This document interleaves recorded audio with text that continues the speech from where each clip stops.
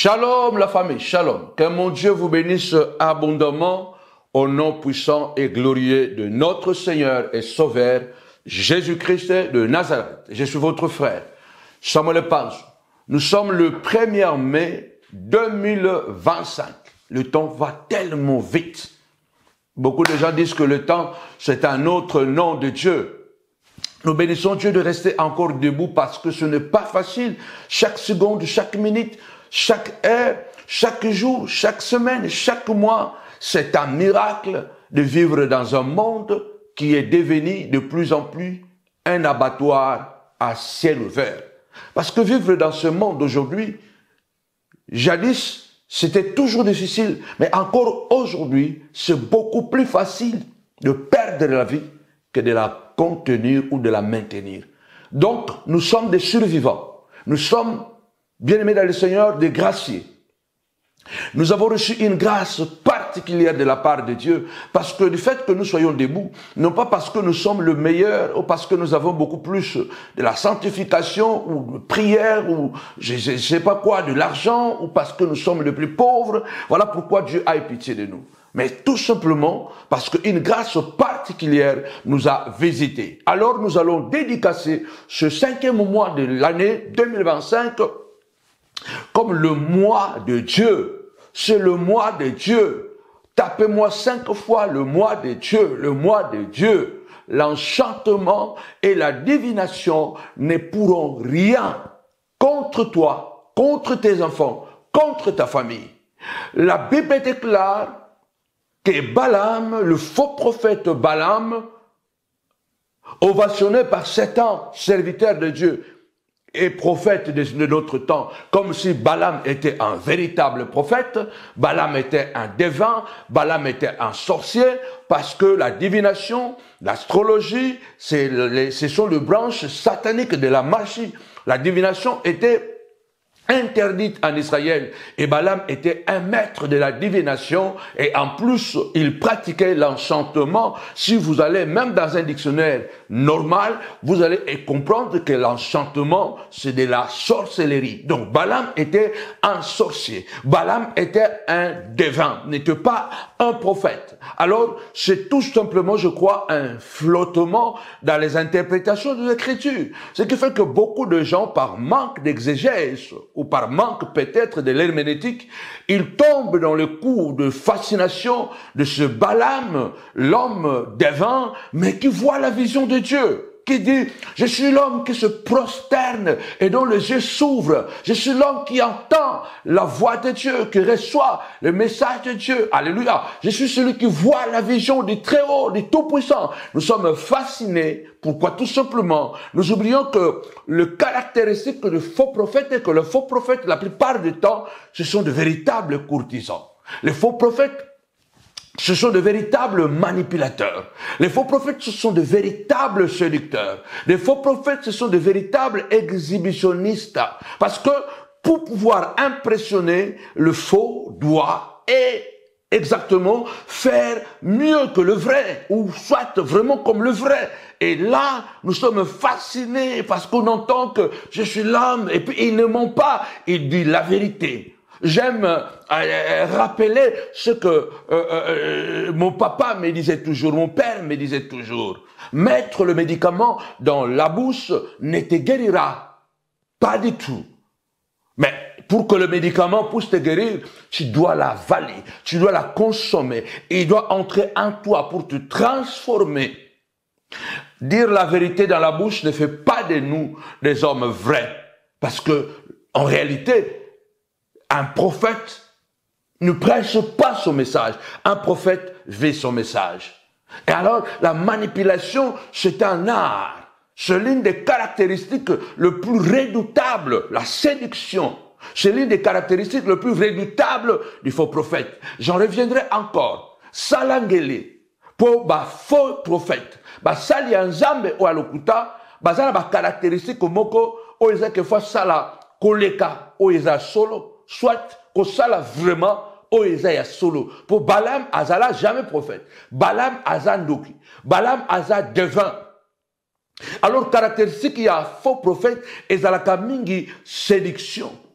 exhibitionnisme, le matuvi, il faut bon n'a pas impressionner. L'impressionnisme fait partie, bien aimé dans le Seigneur, de ces 7 caractéristiques de faux prophètes. J'en reviendrai prochainement. Car mon Dieu te bénisse abondamment. Zambedalola apambolayo, partagez vidéo oyo, parce que c'est une vidéo de dédicace et nous allons donner beaucoup de révélations sur le faux et le vrai. Et surtout là, nous allons nous dédicacer de beaucoup plus sur Balaam. Alors que mon Dieu te bénisse. Bon début de mois de mai 2025. Nous sommes déjà au 5e mois. Alléluia. C'est le mois de Dieu. C'est le mois de la responsabilité. Je déclare ceci en ce 5e mois, puisque le chiffre 5 représente la responsabilité. Voilà pourquoi nous avons 5 doigts dans la main droite, 5 doigts dans la main gauche. Nous avons 5 orteils dans chaque pied. Le chiffre 5 ministères. Bien-aimé le Seigneur, 5 pierres qui ont fait tomber Goliath. Nous sommes dans le mois de la responsabilité. Et nous allons explorer Nombre chapitre 22, 23 pour que nous puissions voir comment Dieu est méticulé. Ça, c'est une expression qui me souvent, ça m'échappe beaucoup. Dieu est méticulé. Mais comment on dit ça? Méticulé. Dieu est méticulé. Dieu est méticulé. Ok? J'aime cette expression, mais souvent, ça m'échappe. Dieu est méticulé dans ce qu'il fait. Nous allons voir, dans Nombre chapitre 22 et 23, voir comment Dieu prend responsabilité de sien. C'est pourquoi nous disons que ce mois de mai, c'est le mois de la responsabilité. Tapez-moi 5 fois responsabilité, responsabilité, responsabilité. Parce que Dieu a pris la responsabilité d'Israël dans le désert au moment où Balak se met avec Balaam afin de barrer la route juste au moment où ils approchaient à la destination, à la terre promise. Beaucoup d'entre nous, nous sommes déjà à côté de la bénédiction, à côté des miracles, à côté de grandes réalisations. Mais il y a des Balak, il y a des Balaam qui se mettent au devant de nous, qui deviennent de bâtons dans les roues, qui deviennent des entraves, qui deviennent de barrières pour que nous ne puissions pas accéder dans cette grande bénédiction. Mais nous disons que le mois de mai, c'est le mois de la responsabilité divine, parce que c'est le mois de Dieu. La Bible déclare, celui qui habite sous l'abri du Très-Haut repose à l'ombre du Tout-Puissant. J'ai dit à l'Éternel, mon bouclier, ma forteresse. J'aime ça. Dieu est un abri pour nous. Mais au-delà de l'abri, Dieu est un bouclier. Parce que l'abri, ça peut être un bunker où on se cache. Mais le bouclier, c'est ce que nous portons sur nous, comme le soldat romain portait un bouclier sur lui. Alléluia. Tapez-moi 5 fois bouclier. Dieu est un abri sûr pour chacun de nous qui mettons notre conscience en lui, mais aussi un bouclier au nom puissant et glorieux de Jésus. Je dis à quelqu'un, toi qui es un enfant de Dieu, né de nouveau, qui passe le temps de la prière, qui gêne et qui prie, qui se réveille le matin, alléluia, tu regardes le nord, tu regardes le sud, tu regardes l'est, tu regardes l'est et l'ouest, et tu sais que Dieu est le maître de toutes ces choses qui gouvernent le soleil, la lune, les étoiles, les océans, les fleuves, les rivières. Crois que ce Dieu-là, celui qui prend soin de toi, celui qui est le responsable de ta destinée, alléluia, Dieu prendra soin de toi parce que sera ton bouclier dans ce mois de mai, dans le train, dans l'avion, dans les aéroports, dans les aérogares. Partout tu seras à pied au travail, que ce Dieu soit un véritable bouclier pour toi. Alors je bénis Dieu encore ce matin, cet après-midi, peu importe l'heure à laquelle tu pourras écouter cette vidéo et cette prière. Je dédicace ta vie entre les mains du Seigneur. Mois de mai, c'est le mois de Dieu, c'est le mois de la protection divine. Nous disons que l'enchantement et la divination ne nous touchera pas au nom puissant et glorieux de Jésus-Christ. Nous déclarons au nom puissant de Jésus-Christ que la sorcellerie n'aura pas accès à ta santé, à tes enfants. Ah my God, je déclare cela parce que tu ne sais pas Qu'est-ce qui se passe dans le monde des ténèbres? Tu ne sais pas qu'est-ce que tes ennemis complotent à gauche et à droite. Reçois cette prière et fais cette prière avec moi. En ce mois de mai, Balak et Balaam, la sorcellerie et la divination n'auront pas accès à mes enfants, à la santé, à mon travail, au nom puissant et glorieux de Jésus-Christ. Le plan des sorciers ne sera pas exécuté dans la vie de mes enfants, dans ma propre vie. Le plan de Satan, le plan de Goliath, le plan de Balak, le plan de Balaam, le plan d'Aman ne sera pas exécuté. Déclare avec moi, inexécutable. Quels que soient les projets qu'ils feront contre toi, quel que soit le plan qu'ils vont manigancer contre toi, sera inexécutable. Parce que la Bible déclare, alléluia, alléluia, bannis la crainte et la frayeur, car elle ne s'approchera pas de toi. Si l'on forme le complot contre toi, cela ne viendra pas de moi, dit l'Éternel. Voici, j'ai créé l'ouvrier qui souffle le charbon au feu. J'ai créé aussi le destructeur pour la briser. Et toute arme forgée contre toi sera sans effet. Et toute langue qui se lèvera contre toi en justice, tu la condamneras. Tu devrais croire à cette prière. Alléluia. J'aime ce que la Bible déclare. Quand les montagnes s'éloigneraient, quand les collines chancelleraient, mon amour, l'Éternel, je dis, mon alliance de paix, mon amour ne s'éloignera pas de toi. Mon alliance de paix ne chancellera pas. Ce mois demain annonce un débit de quelque chose d'exceptionnel, parce que le plan de Satan ne pourra pas être exécuté dans ta vie au nom puissant et glorieux de Jésus-Christ. Déclare avec moi irréalisable. Déclare avec moi infaisable. C'est infaisable. Tous ceux qui sont en train de comploter dans le secret. Israël dans le désert ne savait pas ce que Balak était en train d'accoucher, était en train d'enfanter. Israël ne savait pas que Balak avait déjà un plan pour le tuer, pour le détruire, pour l'empêcher d'entrer dans la terre promise, d'entrer dans la bénédiction. Israël ne savait pas que Balaam avait déjà payé Balak avait déjà payé Balaam, avait déjà envoyé des émissaires plusieurs fois afin de venir et maudire Israël. Il y a beaucoup qui font de mauvais projets contre toi. Ah ben, je voudrais te dire que quand les gens veulent te faire du mal, ils trouveront toujours le moyen de le faire.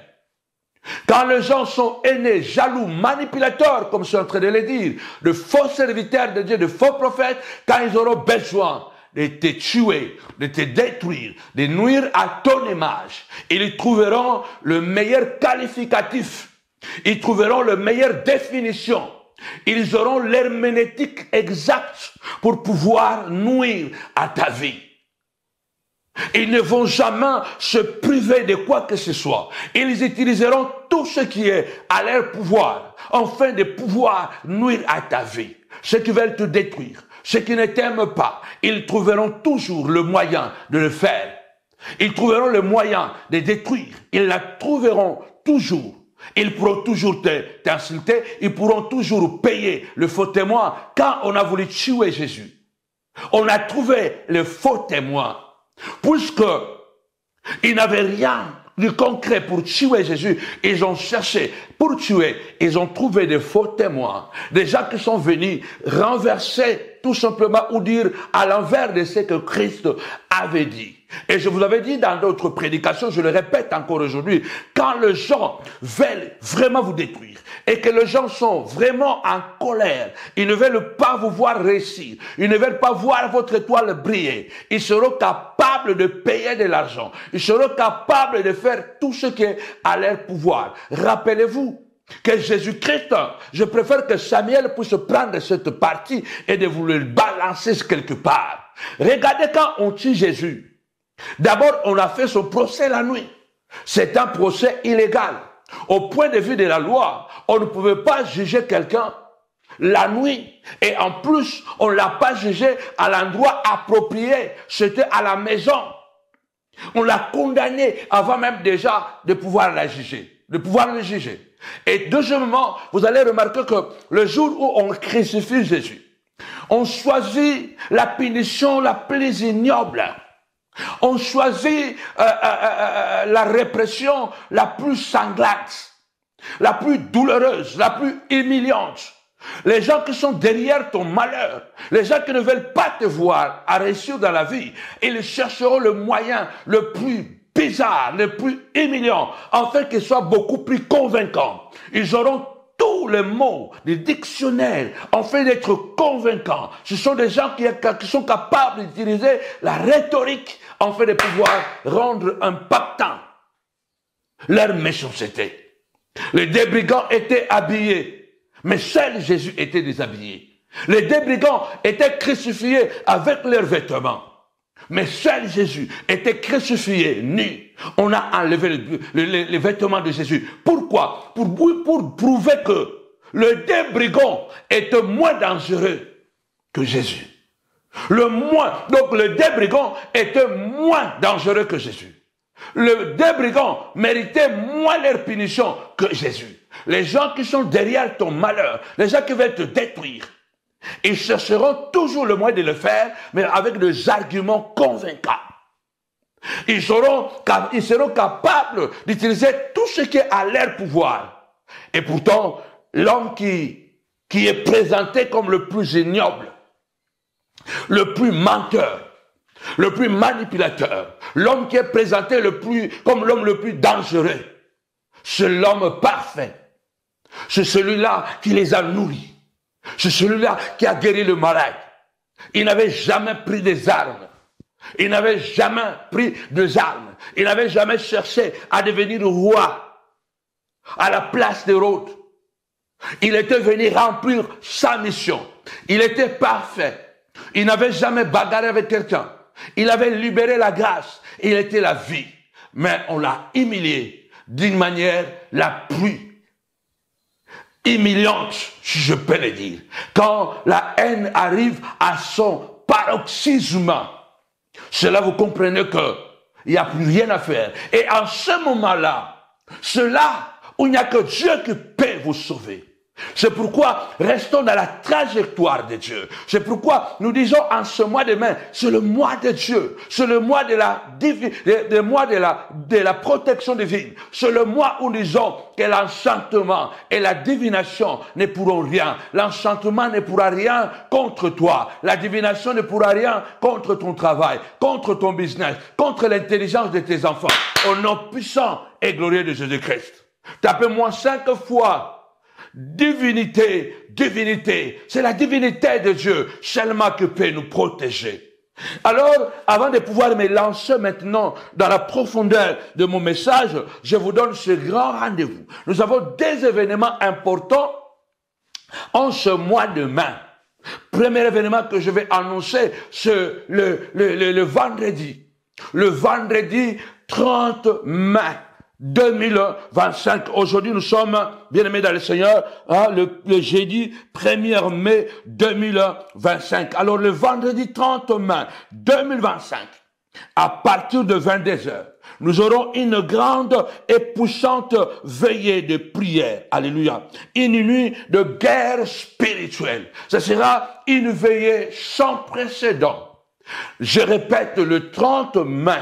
Vendredi 30 mai 2025. Donc ce mois où nous commençons aujourd'hui. À la montagne de la prière ministrice. Dans le grand amphithéâtre de Novotel de Noisy-le-Grand, nous vous invitons à ce puissant programme. La Bible dit veillez et priez pour que vous ne tombiez pas en tentation. Je suis en train de dire que c'est une nuit de guerre spirituelle sans compromis. Parce que nous voulons entrer dans une dimension excessivement glorieux. Alors je suis en train de dire que dans ce temps de la fin, dans chaque famille, dans chaque nation, Dieu élève une armée de combattants, une armée de guerriers bien-aimés dans le Seigneur pour renverser les forces invisibles et nuisibles de Satan et les forces de ténèbres, briser le chaîne et le lien satanique de la sorcellerie, de la famille qui nous guette à tout vent et proclamer la victoire par le sang de Christ Jésus. Alors viens avec nous dans cette veillée. Prépare-toi Prépare-toi, ne viens pas seul. Prépare-toi à un face-à-face avec le monde des ténèbres. Prépare-toi à un face-à-face avec le monde invisible. À cette veillée du vendredi 30 mai 2025, ça sera David ou Goliath. Ça sera Aman ou Mardoché. Aman ou Esther. Ça sera quelque chose de terrible ce vendredi 30 mai 2025. Bien-aimés dans le Seigneur, nous vous attendons. Bien-aimés, vous serez confrontés, alléluia, à des esprits, alléluia, à des esprits. Nous devons les confronter. Il faut confronter ces esprits méchants qui embêtent votre vie de partout au nom puissant et glorieux de Jésus-Christ. Dieu veut restaurer ta destinée à travers de cette veillée. Alors nous aurons comme invité de marque notre évangéliste Odon Elwanga qui sera avec nous, celui qui sera notre hôte de la veillée, mais nous serons là, alléluia, avec moi-même, je serai là, le prophète Samuel Panzou, Maman Philomena Panzou et toute l'assemblée. Nous vous attendons vraiment à y participer nombreux. Je suis en train de dire ici que ce n'est pas une veillée ordinaire. Ce sera un champ de bataille. Ce n'est pas une veillée ordinaire que nous aurons ces 30. Ce sera un champ de bataille pour ta liberté. Un champ de bataille pour arracher les bénédictions. Toi qui me regardes depuis Marseille, toi qui me regardes depuis Lyon, toi qui me regardes depuis Ottawa, depuis États-Unis, New York, je ne sais pas où, toi qui me regardes dans toute l'Europe, nous vous attendons ce vendredi. Toi qui as des combats, toi qui veux entrer dans une destinée glorieuse, alors vous êtes à la bonne adresse. Des temps forts, vous attendrons des intercessions puissantes, des prières de percée et de délivrance. Ce sera un moment d'adoration et de louange. Alors vraiment, la Bible dit, il est avec nous. Alors invitez quelqu'un. Ne viens pas seul. Invite quelqu'un, mais viens aussi avec la foi que quelque chose va se passer. Parce que Dieu prépare une armée de guerriers, des combattants pour renverser les forces de ténèbres. Tu es notre invité. Partagez la nouvelle. Partagez. Je crois que d'ici là, le spot va arriver. Que mon Dieu vous bénisse abondamment. La Bible dit, priez les uns et les autres. Alléluia, soutenez-vous les uns et les autres. C'est le deuxième événement que nous aurons. Donc, en réalité, ce sera le premier parce que là, ce sera le dimanche 25 mai 2025. Il est écrit, bien-aimé dans le Seigneur, Dieu dit, je cherche un homme qui se met à la brèche pour prier et que Dieu ne détruit pas le pays. Dieu nous a mis à cœur le dimanche 25 mai 2025. Nous allons faire une prière internationale en la faveur de Haïti. Ce que le peuple haïtien vit. Nous connaissons l'histoire de Haïti. Nous connaissons la douleur de Haïti. Nous connaissons aussi ses causes.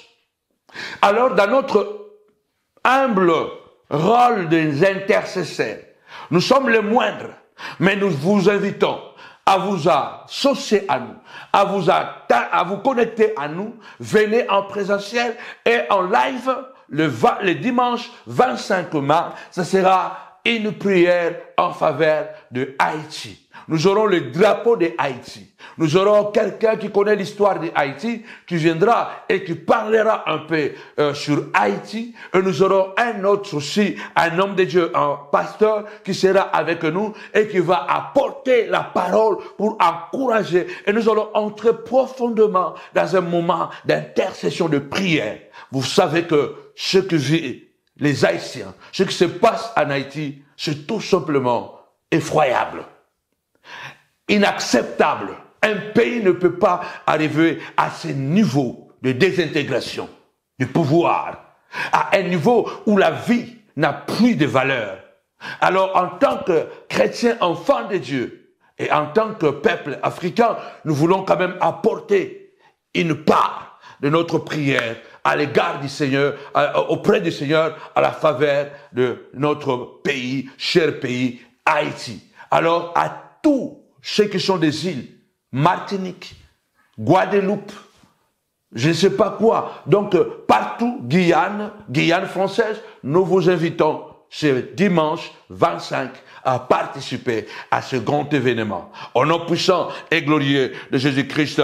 Amen. Alors, je disais, revenons à notre mouton. Le mois de mai, nous prions, Seigneur, au nom puissant et glorieux de Jésus. Nous célébrons ton nom et nous recommandons, Papa, chaque seconde de ce mois de mai entre tes saintes mains. Parce que tu lui as dit, recommande ton sort à l'Éternel, mets à lui ta conscience et l'Éternel agira. Père, nous recommandons ce mois de mai entre tes mains. Nous disons, Père, que le mois de mai, c'est le mois de Dieu. C'est le mois de Dieu. C'est le mois où Dieu prend ses responsabilités à notre faveur. Oui, Saint de gloire. Comme tu as pris tes responsabilités, alléluia, en faveur d'Israël, que tu avais délivré de l'Égypte, et tu les conduisais à la terre promise, et tu les as sécurisés face, mon roi papa, à Balak et à Balaam, qui ont pratiqué la sorcellerie, la divination, la magie contre ce peuple. Tu les as sécurisés.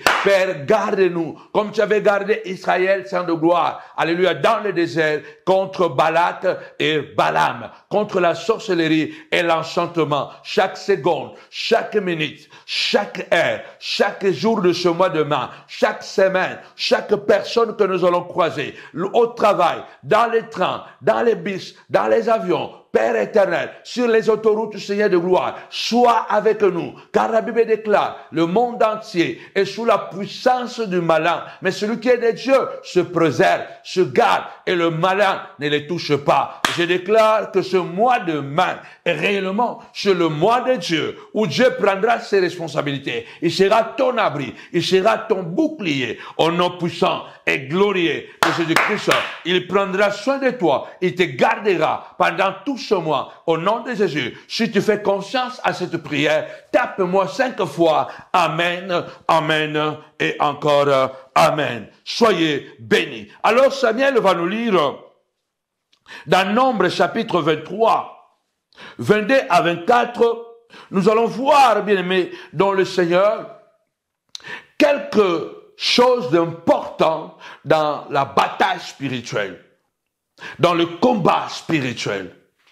La veillée du 30 mai 2025, ça sera la veillée de la bataille spirituelle, du combat spirituel. Nous allons confronter les esprits sataniques dans la nuit du 30 mai 2025.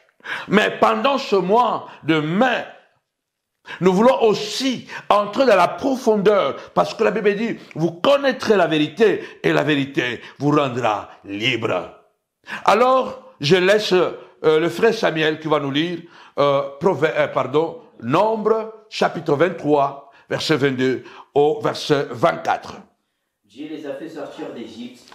Dieu les a fait sortir de l'Égypte. Il est pour eux comme la vigueur du buffle. Ça, c'est Balaam qui dit à Balak, Dieu a fait sortir le peuple que tu vois là, de l'Égypte.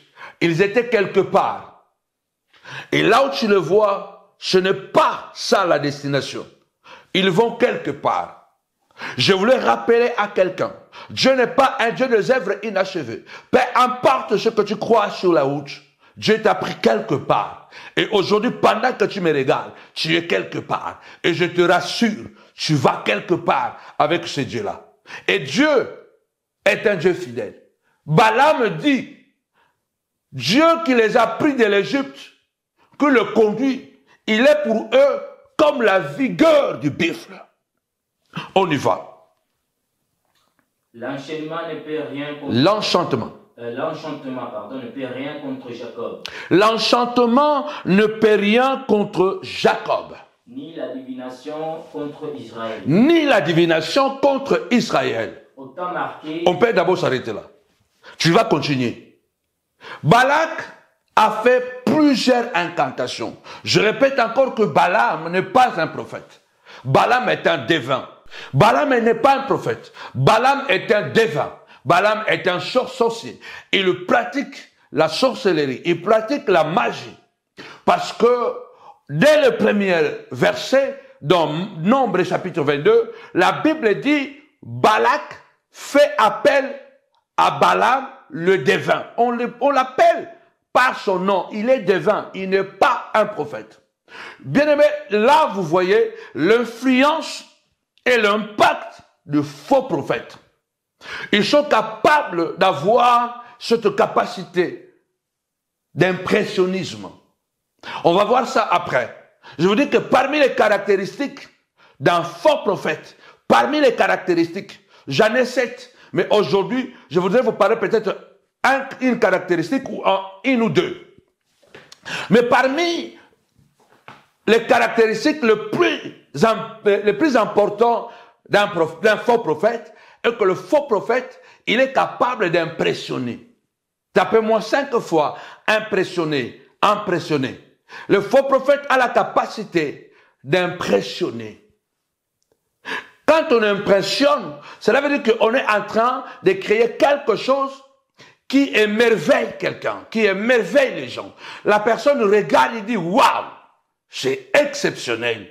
L'impressionnisme, c'est l'art de toucher les sentiments et les émotions, mais pas la raison.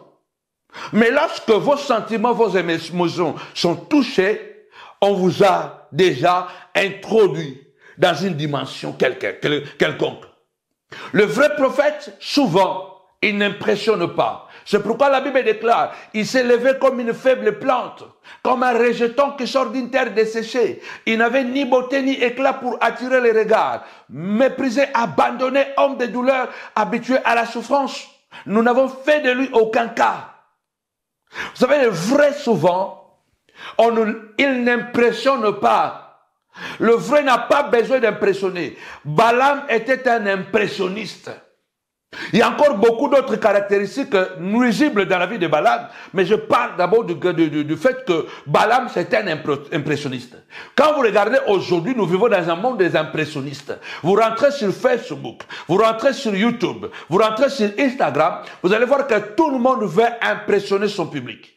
Tout le monde veut impressionner son voisin par le make-up, par des chirurgies esthétiques ou par des photos travaillées avec le Photoshop. Tout le monde veut impressionner. La plupart des temps, quand on impressionne, c'est parce qu'on n'est pas sûr de nous. On veut communiquer quelque chose que nous n'avons pas. Alors pour cela, nous devons faire quelque chose qui va être pratiquement comme le vrai, même plus que le vrai. Donc, tu entends quelqu'un, tu vois quelqu'un, directement, tu ne peux pas douter. Par rapport à sa manière de parler, par rapport à son visage, par rapport à ce qu'il fait, par rapport à la précision de ses prophéties, tu ne peux pas douter de nous. La Bible dit que Israël est dans le désert. Il marche vers son but. Comme toi et moi, nous avons quitté le monde. Nous sommes dans le Seigneur aujourd'hui. Peut-être toi qui n'as pas encore quitté le monde, tu peux aussi recevoir Jésus comme Seigneur et Sauveur pendant que je parle. Nous trouverons toujours des gens qui vont nous barrer la route malheureusement. C'est pourquoi la Bible déclare, bien-aimé dans le Seigneur, que celui qui aura persévéré jusqu'à la fin verra la gloire. Lorsque Israël marche vers la terre promise, il arrive dans le plain de Moab. Et lorsque Balaam voit ce peuple nombreux qui marche dans le désert, et Balak a peur de ce peuple. Il dit, mais si on laisse ce peuple comme ça, il va tout brouter. Comme le bœuf broue l'herbe, comme les sauterelles mangent tout sur leur passage. Et pourtant, Israël n'avait pas comme destination les plaines de Moab. Il avait comme destination que Dieu avait préparé pour lui la terre promise. La plupart du temps, les gens mauvais et méchants, ils vont toujours confondre ta manière de faire, ils vont toujours ne pas comprendre ou ne pas vouloir comprendre ce que tu fais et ce que tu veux clairement. Ils chercheront toujours des crocs à jambes afin de te mettre hors jeu. Mais tu ne seras jamais hors jeu parce que nous sommes dans le mois de Dieu, dans le mois où toute leur manigance ne fonctionnera pas, physique et spirituelle. Écoutez bien, vous allez voir l'impact et l'influence de faux prophètes. Dans ce temps de la fin, la même chose avec les serviteurs de Dieu, les apôtres. les pasteurs, les évangélistes, le prophète, parce que quand on parle de faux prophètes, ne pensez pas seulement que ceux qui ont le titre, pour ne pas dire le ministère prophétique, parce qu'aujourd'hui c'est beaucoup plus les titres que ministère. Quand on parle de faux prophètes, on parle de tous ceux qui prétendent être les disciples de Christ, parce que chacun de nous, nous sommes des prophètes. Nous sommes des prophètes parce qu'un prophète, c'est celui qui parle de la part du Seigneur. La Bible dit quoi? Et que Balak, voyant ce peuple, il dit, si ce peuple, on le laisse comme ça, il va tout manger. Il faut l'arrêter à tout prix. Alors, si je mène une guerre face à face contre lui, je ne pourrai pas le battre parce que je sens qu'il est plus fort que moi. Alors, comme on ne peut pas le combattre, regarde l'impression, comment Balaam impressionnait les gens à son époque. La Bible dit, Balak a envoyé des émissaires vers Balaam avec des richesses. Écoute ou écoutez ce que Balak dit pour voir combien Balaam impressionnait tout le monde. Ne soyez pas impressionnés, bien-aimés dans le Seigneur. Soyez beaucoup plus assidus dans la parole.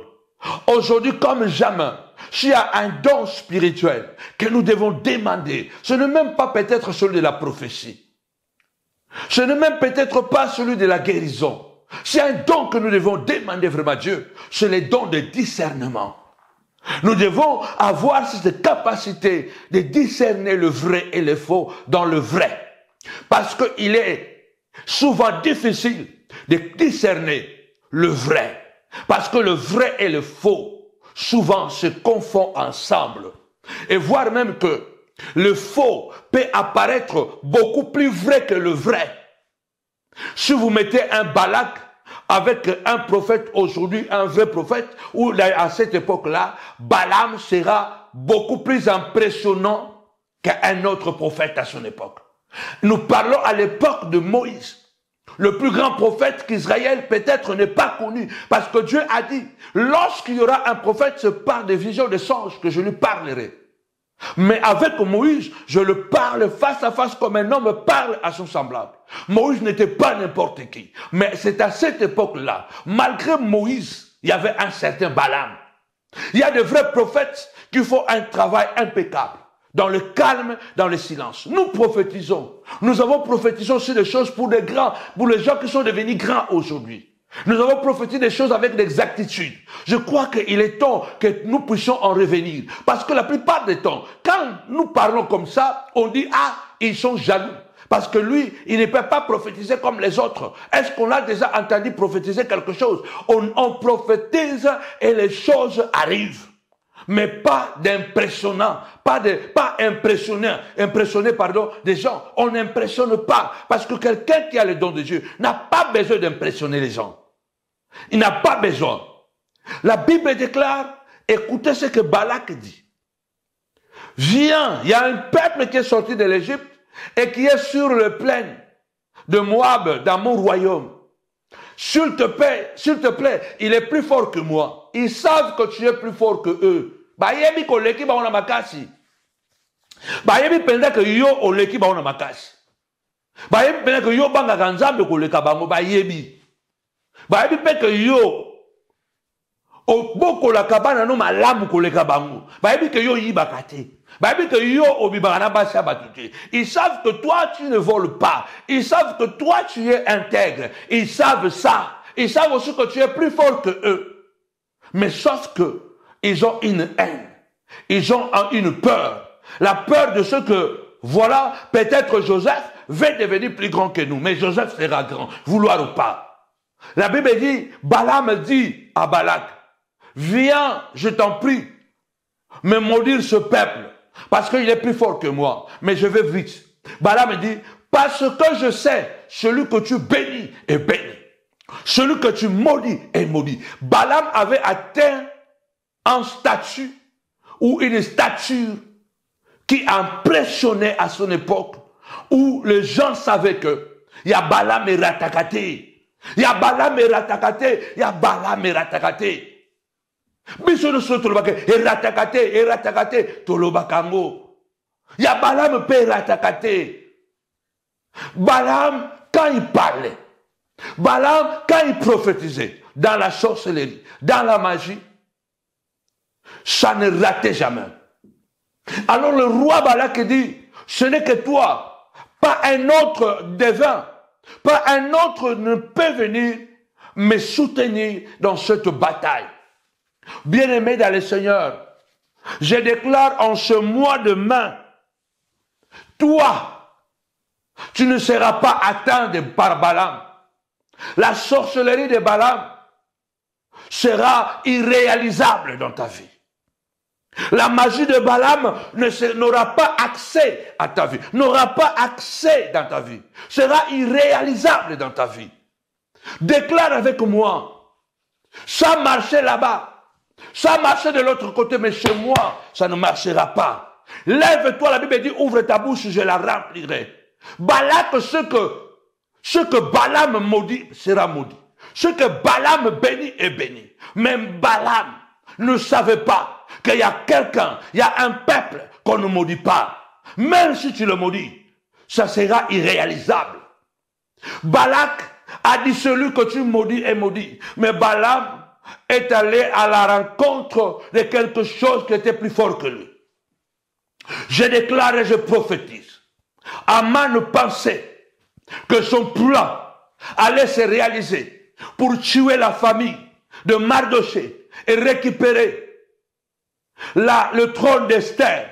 Parce qu'après avoir tué Mardoché et toute la famille, il allait dire au roi que la reine qui est à côté de toi, la reine Esther là, elle n'est pas de notre peuple. Elle est traître, elle est de la race juive. Donc la reine Esther aussi allait mourir par le main d'Aman. C'est pourquoi Mardoché a dit, ne pense pas, si nous sommes atteints, toi tu seras épargné sur le trône où tu es. Parce que le projet d'Aman, ce n'est pas seulement de nous tuer, nous qui sommes dehors, mais le projet d'Aman, c'est aussi de te destituer Esther. Alors intercède pour nous. Oh my God, bien-aimé dans le Seigneur, lève-toi et dis en ce mois de mai, et dans la suite de temps, le projet de la sorcellerie, de la manipulation de Aman ne se réalisera pas, sera inaccessible contre la santé de mes enfants, la santé intellectuelle, la santé financière, la santé spirituelle, la santé morale, au nom puissant et glorieux de Jésus-Christ. Ça sera irréalisable, inaccessible. Oui, Balaam a compris plus tard qu'il y a des gens qu'on ne maudit pas. Et ça, la batoko la que la aime abete pour asimba nzambe, okol la que la aime abe et ko simba te. Il y a des gens, ils sont tenus par Dieu. Ils ont donné la main à l'Éternel. Ils ont dit que nous ne pouvons, je ne peux rien sans toi, Seigneur. Et Dieu les a tenus la main. Ce sont des gens immaudissables. Pardon. Tu ne peux pas les détruire. Parce que sont indestructibles.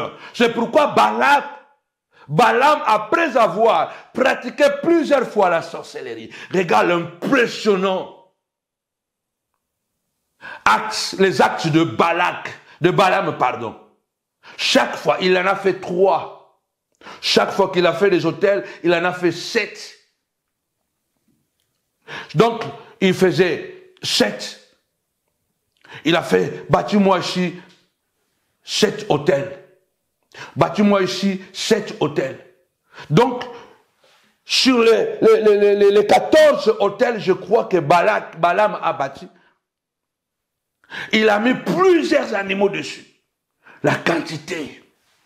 Bâtis-moi ici 7 autels. Et dans chaque hôtel, il faut me mettre des animaux.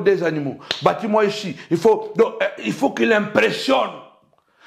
Plus il y a des hôtels, plus il y a la force.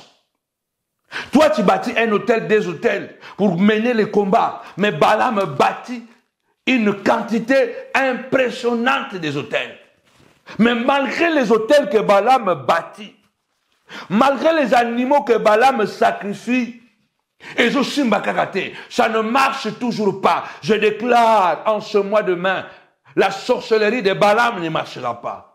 C'est ainsi que Balaam dira à Balak, Le Dieu qui les a amenés dans ces déserts et qui les amène là-bas à Canaan, il est pour eux la vigueur de buffle.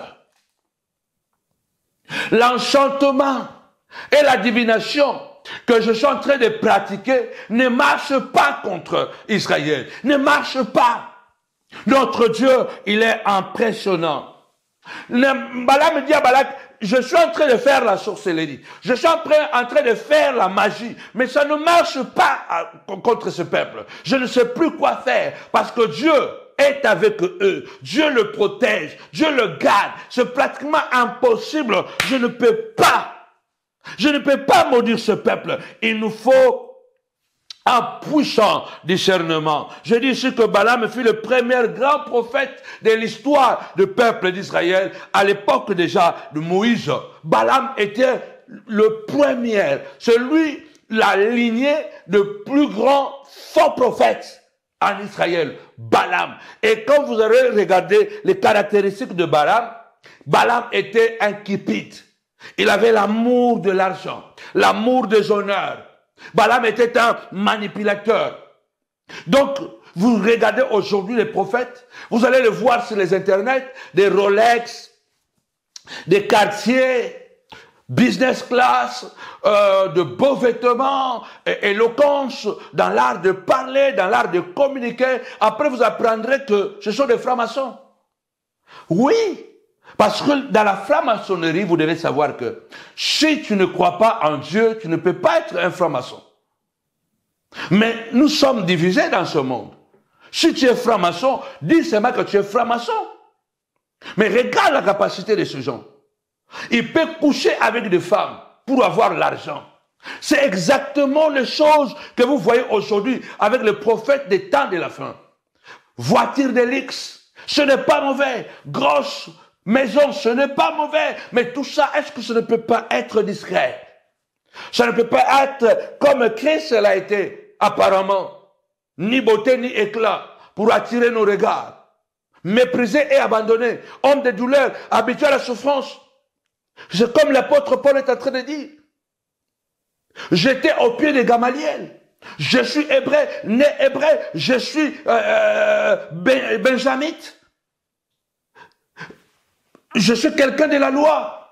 J'ai été exceptionnel dans la loi. Irréprochable dans la justice de la loi. Mais tout ce qui était pour moi comme un gars, je le considère aujourd'hui comme la boue pour gagner Christ.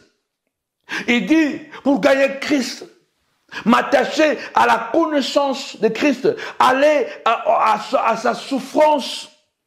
Si je peux jusqu'à mourir, pour moi la mort m'est un gain. Il dit, je vais me connecter dans la souffrance de Christ. C'est pourquoi il dit, j'ai appris à avoir beaucoup, j'ai appris à ne pas avoir beaucoup. J'ai appris à vivre dans l'abondance, j'ai appris à vivre dans la disette. J'ai appris à manger à ma faim, j'ai appris aussi à avoir faim. En tout et pour tout, j'ai appris à être content de l'état où je me trouve. Quand vous regardez les prophètes des temps de la fin, c'est exactement la lignée de Balak, pardon, de Balaam. Cupidité, amour de l'argent.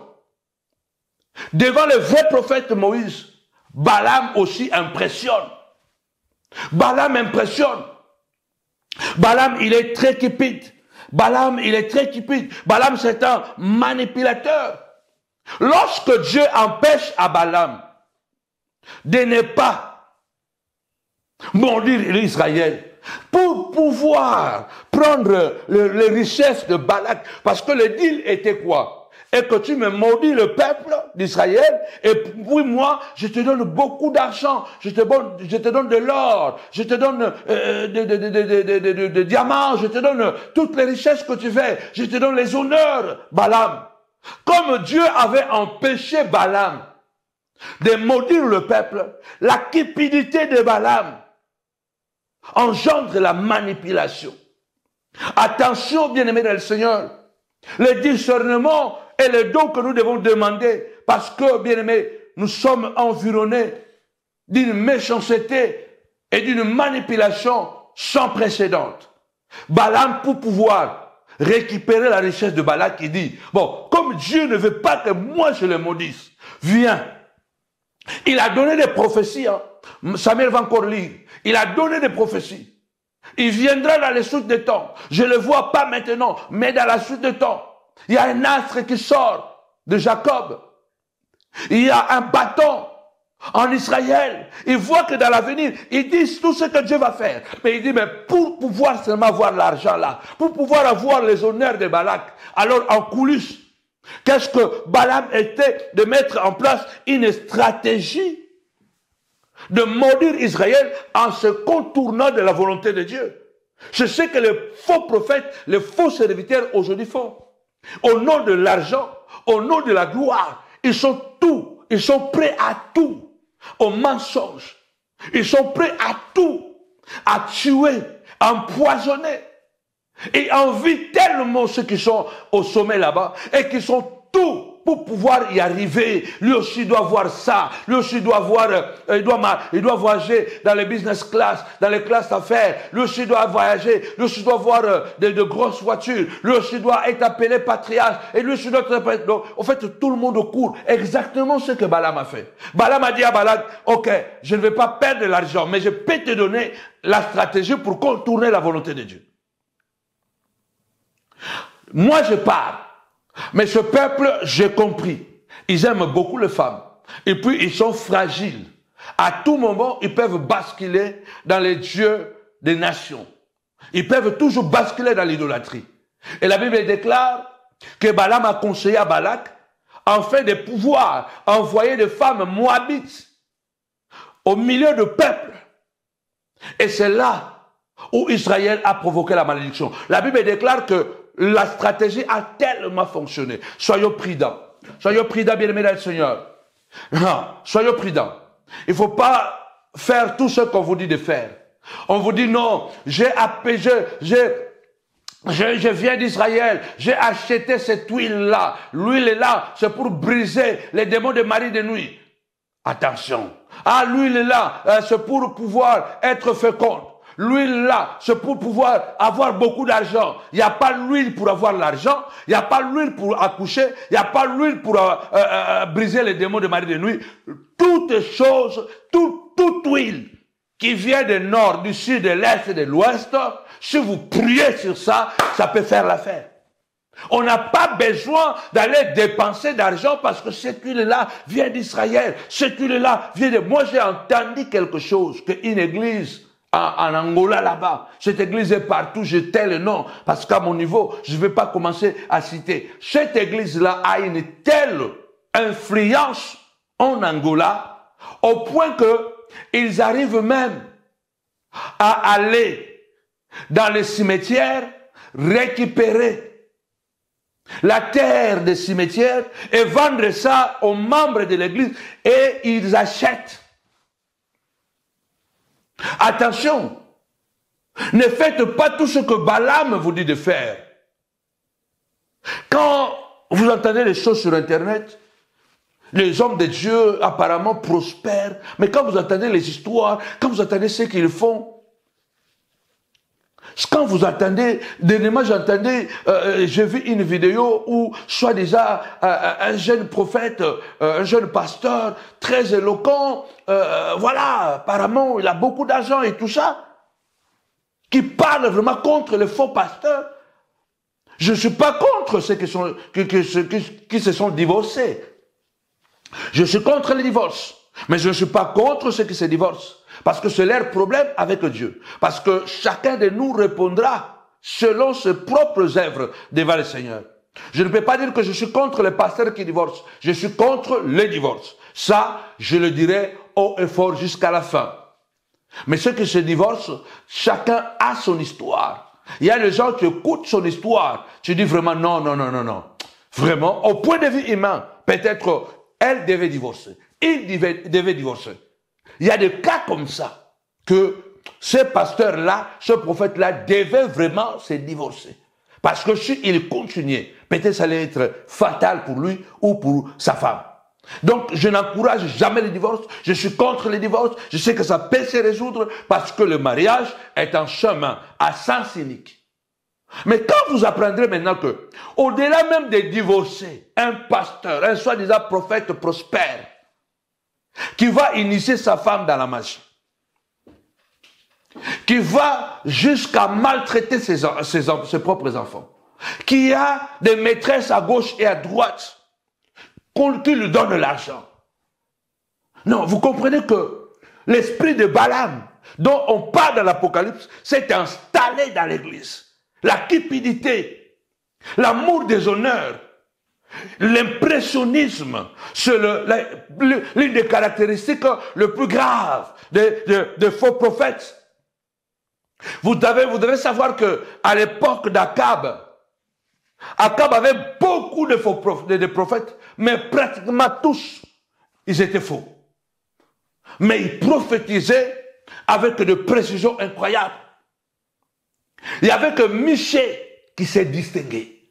Il y avait presque 400 prophètes qui étaient avec Akab. Au moment où il doit aller faire la guerre contre la Syrie, où Josaphat l'accompagne, Josaphat voit venir les prophètes d'Akab qui prophétisent « Oh yeah, allez-y ». Aujourd'hui, on a des prophètes qui encouragent les dictatures. Je les appelle des prophètes courtisans, des prophètes courtisans qui sont dans le cour royal, qui sont dans le palais, qui courent derrière l'argent. Je connais, même pas une prophétesse, une simple chrétienne, une simple chrétienne. Elle n'est pas pasteur, n'est pas maman pasteur, mais une simple chrétienne. Mais elle me dit, papa, je refuse d'aller travailler avec la femme du président. La femme du président me propose de travailler avec elle. Mais je ne veux pas travailler avec la femme du président parce que ce qui se fait là-bas, je ne veux pas entrer là-bas. Oh mon Dieu. À un moment donné, je me suis dit, je peux lui dire que va seulement travailler, c'est la femme du président quand même. Mais je sentis dans mon esprit, ma fille avait raison. Qu'elle n'a pas besoin de force ou de gré d'aller travailler avec la femme du président parce qu'il y a des opportunités. Il y a encore des chrétiens. Je me rappelle quand on était encore jeunes à l'époque, je crois, nous avons 21 ans. Oh my God, je ne sais pas s'il y a encore des filles comme ça dans les églises aujourd'hui. Parce que aujourd'hui l'église est devenue un terrain sans règles, où les gens vont seulement pour, les filles vont pour se marier, les garçons vont pour avoir des femmes, ils vont pour avoir des prophéties. Non, j'ai vu cette jeune femme, à l'époque jeune fille. Un garçon quitte la Suisse, vient à Luanda, il vient à l'église, de bijoux, de chaînettes en or, bien habillé, sur voiture devant l'église.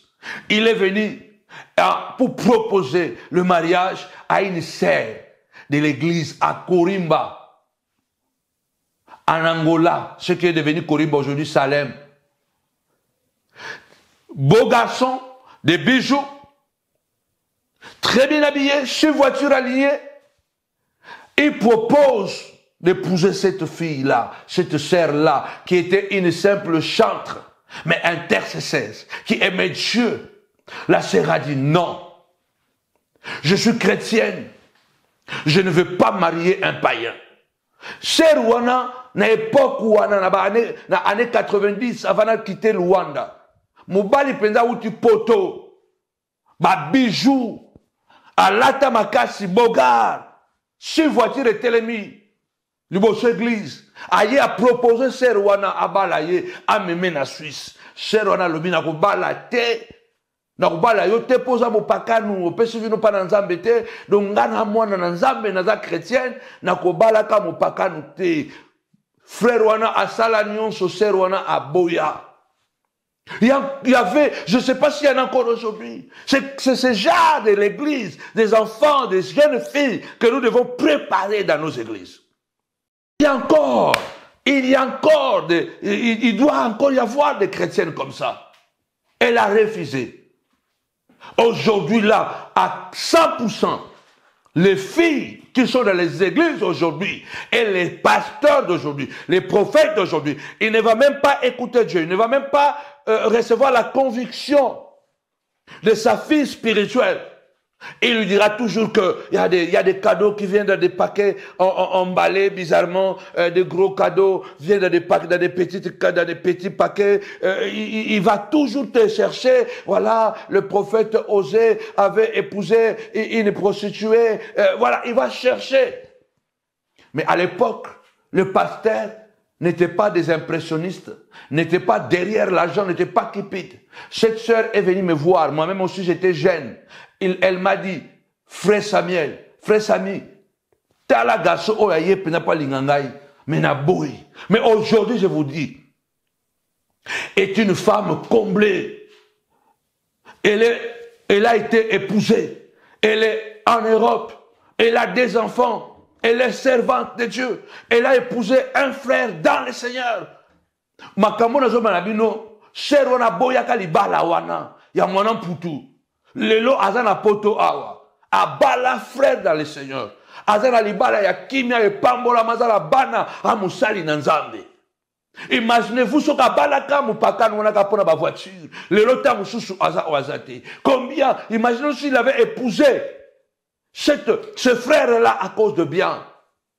Bien-aimé, il est temps que l'esprit de Balaam sorte des églises. Il est temps que le vrai s'installe dans le vrai. Quand Akab appelle les prophètes, sont en train de prophétiser, il y a un prophète appelé Sédécias, impressionniste. Sédécias a fait des cornes de fer pour convaincre, pour impressionner. Il a fait des cornes de fer, il a commencé à faire des grimaces, il a prophétisé. Je crois que l'homme spirituel qu'il était, Josaphat, il a dit, ça sent mauvais ici. Josaphat,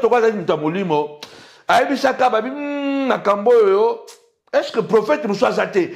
Faut comme maintenant le discernement. Nous devons voir le discernement. Les impressionnistes sont nombreux aujourd'hui.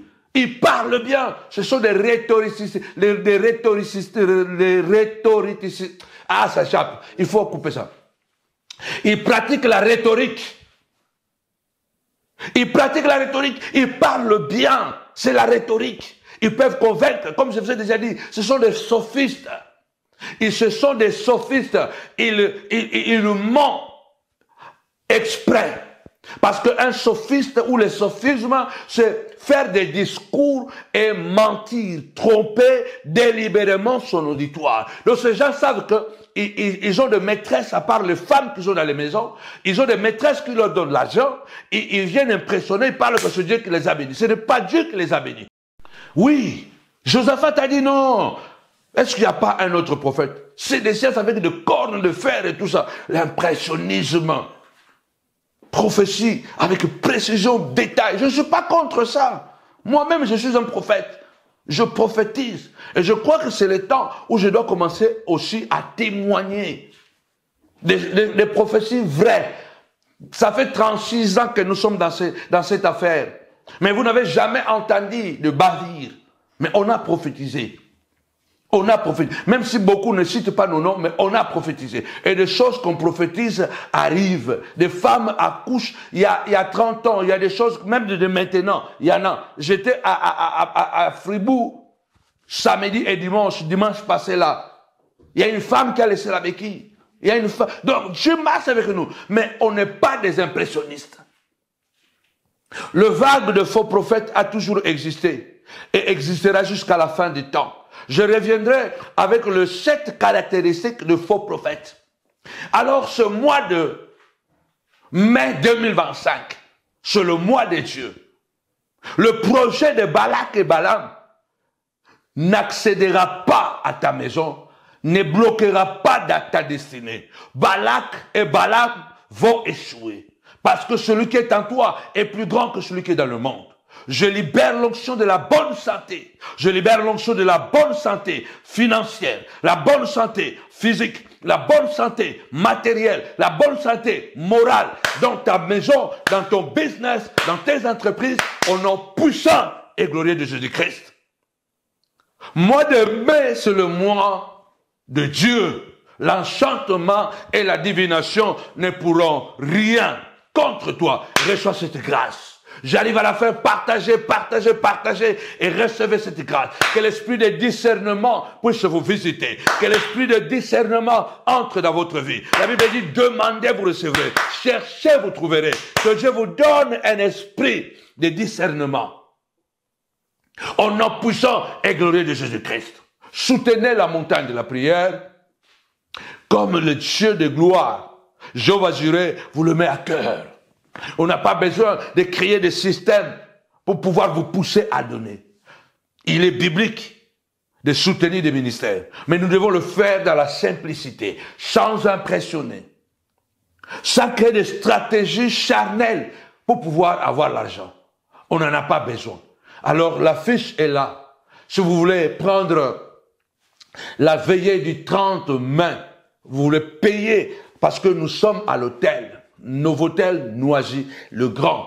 C'est 4 étoiles quand même. Donc, nous sommes dans le grand amphithéâtre. Donc, si Dieu vous met à cœur de payer un dimanche, faites-le. Si Dieu vous met à cœur de payer un événement, nous aurons le 30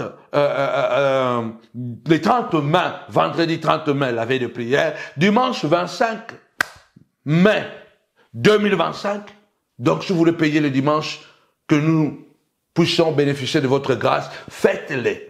Et Dieu de gloire, le Dieu de la rémunération, le fera. Donc, que mon Dieu vous bénisse abondamment. Je récapitule. Nous avons 2 grands événements. La grande veillée de prière, le vendredi 30 mai 2025, à partir de 22h, à Paris, à la montagne de la prière ministrie, à Novotel Noisy-le-Grand. Une veillée hors pair. Vous serez face à face avec le combat, avec les esprits. Et Dieu vous donnera cette victoire. Et le dimanche 25 mai 2025, prière internationale en faveur de Haïti.